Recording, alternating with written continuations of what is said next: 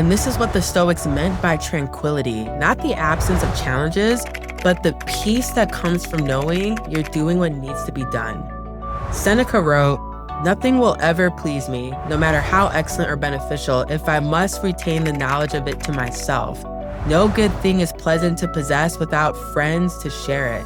But before that, he wrote about how nothing is pleasant to possess if you haven't earned it through action.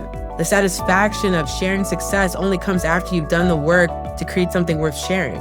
And so eating your frog is how you create things worth sharing, and ideally sharing first with people who know you, love you, and care about you. Now, here's where these two mindset shifts work together. Keep the main thing tells you where to focus, and a frog a day keeps the stress away tells you how to make progress on that focus. Your main thing determines which frogs actually matter. Not every hard task is worth doing. Not every uncomfortable conversation needs to be had. Not every difficult project deserves your energy, but the frogs that serve your main thing, those are the ones you need to eat every single day. And for me, this looks like my main thing for Moonpause right now is launching a product that actually helps people. So my daily frog might be working through a technical problem I don't fully understand yet, thinking about something related to marketing or sales on the back end, or having a difficult conversation with my development team about timeline changes. My main thing personally is protecting my health and being present for people I love. My daily frog might be going to the gym even when I don't feel like it, or having a vulnerable conversation with a friend about something that's bothering me. The combination of these two shifts, clarity about what matters and action on what's hard, that's what's going to create momentum. And so let me pull this together though through a Stoic framework, because I think it helps to see how ancient wisdom applies to modern life.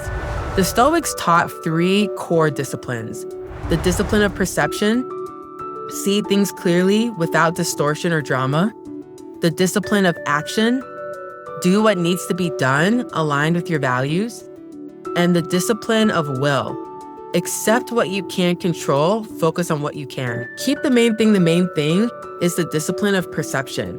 It's about seeing clearly what actually matters versus what's just noise. It's about distinguishing between what's urgent and what's important.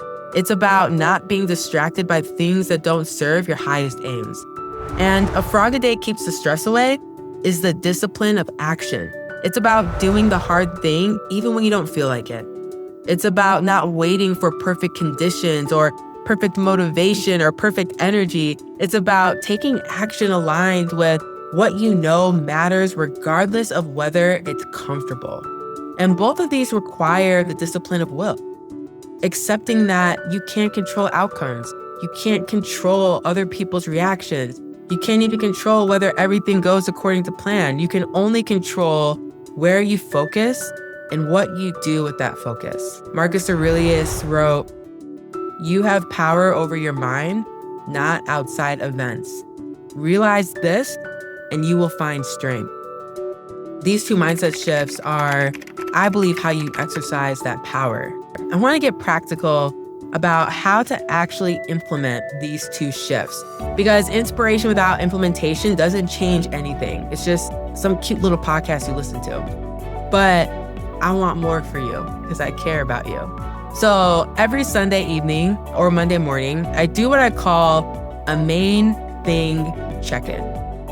I spend 15 to 20 minutes asking myself, what's my main thing for this week in business? What's my main thing for this week personally? What needs to happen this week for me to honestly say, I kept the main thing. Then I look at my calendar and my to-do list and ruthlessly cut anything that doesn't serve those main things. Not postpone, cut it. If it's not essential, it doesn't make the list. And every evening, I've been trying to identify tomorrow's frog. What's the one thing I'm dreading or avoiding that if I do it, will create the most relief or progress? And I write it down and I put it at the top of tomorrow's list. And then every morning I eat that frog before I do anything else. Not before coffee, but before anything work related. Because again, I'm not a monster. I like myself. I need coffee, I need some fresh air, I need some me time. I'm not rolling out of the bed and, greeting capitalism first thing in the morning. But before email, before meetings, before easier tasks, the frog needs to come first.